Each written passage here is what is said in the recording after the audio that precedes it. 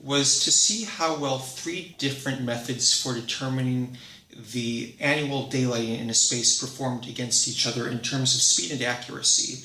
And I used this model of a building as an example. It has 1,425 test points in it to determine daylighting.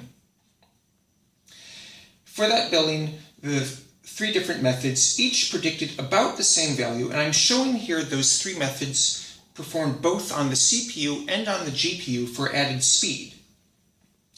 And the interesting thing is to see how this scales as the building becomes larger. And I can make the building larger without changing the daylighting in the building by just doubling the number of rooms in there. And you can see that the values that are predicted by those three methods stay basically the same. The only one that's performing a little bit differently is DaySim performed on the GPU, which predicts a slightly lower level of daylighting in the space. And this continues to be true as the space becomes larger. So for instance, if I were to put 10 rooms into that building. And the values only change when the daylighting in the space changes. If, for instance, I were to put blinds in the window, in which case the daylighting is predicted to be lower, and much lower using DaySim on the GPU. And the reason for that is that the algorithm that we're using in DaySim doesn't scale well to larger number of points. But what we're really interested in is how much faster we can get on the GPU.